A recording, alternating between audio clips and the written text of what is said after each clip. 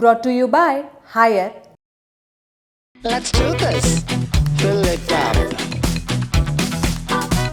Let's do this now. धर्म के आधार पर आरक्षण नहीं दिया जा सकता। 9 दिसंबर को एक याचिका पर सुनवाई करते हुए सुप्रीम कोर्ट ने ये टिप्पणी की।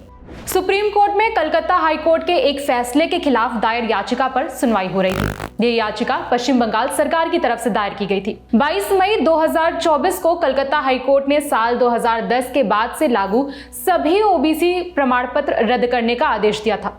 इसके पीछे हाईकोर्ट का तर्क था कि 77 समुदायों को ओबीसी का दर्जा देने के पीछे धर्म ही एकमात्र मापदंड रहा था। कोलकाता हाईकोर्ट के इस फैसले के खिलाफ राज्य सरकार सुप्रीम कोर्ट पहुंची थी।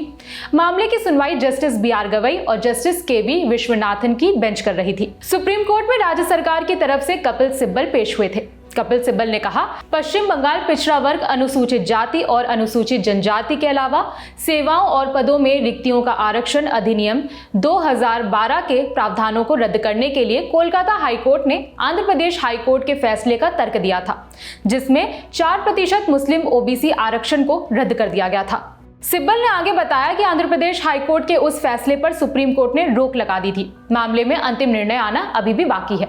इसके बाद बंगाल सरकार के फैसले को सही ठहराते हुए सिब्बल ने सुप्रीम कोर्ट से सवाल किया, क्या सैद्धांतिक रूप से मुसलमान आरक्षण के हकदार नहीं हैं? सिब्बल का सवाल सुनकर जस्टिस गवई बोले, आरक्षण धर्म के आधार पर नहीं दिया जा सकता। इसके बाद सिब्बल ने कहा, पश्चिम बंगाल सरकार का फैसला धर्म नहीं बल्कि पिछड़ेपन पर आधारित था। इससे पहले कोर्ट का भी समर्थन मिला था। पिछड़ापन हर समुदाय में होता है। सिब्बल का दावा है कि पश्चिम बंगाल में अल्पसंख्यक आबादी 27 से 28% है।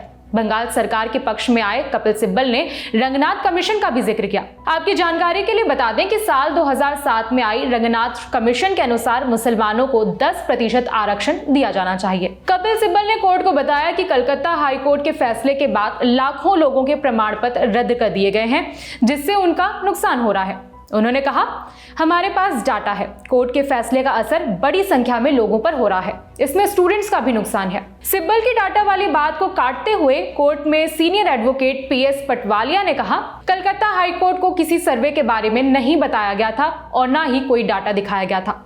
साल 2010 में उस वक्त के मुख्यमंत्री बुद्धदेव भट्टाचार्य के एक बयान के बाद आरक्षण लागू कर दिया गया था।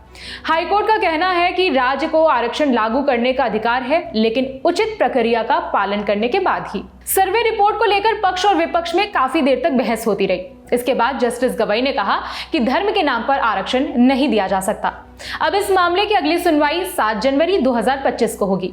सुप्रीम कोर्ट ने सरकार को पिछड़ेपन पर आंकड़े सबमिट करने का भी आदेश दिया है। अब कलकत्ता हाईकोर्ट के उस फैसले को भी समझ लेते हैं जिसका बंगाल सरकार विरोध कर रही है।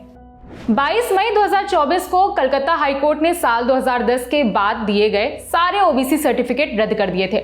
हालांकि इससे उन लोगों पर कोई असर नहीं पड़ा था जिन्हें इस सर्टिफिकेट के आधार पर नौकरी मिल चुकी है। कोर्ट का तर्क था कि धर्म को ओबीसी सर्टिफिकेट देने का आधार बनाया गया था। कोर्ट ने कहा था, जनता के सामने पूर्व मुख्यमंत्री के वादे को सच करने के लिए आयोग और सरकार ने जल्दबाजी में 77 समुदायों का वर्गीकरण किया था।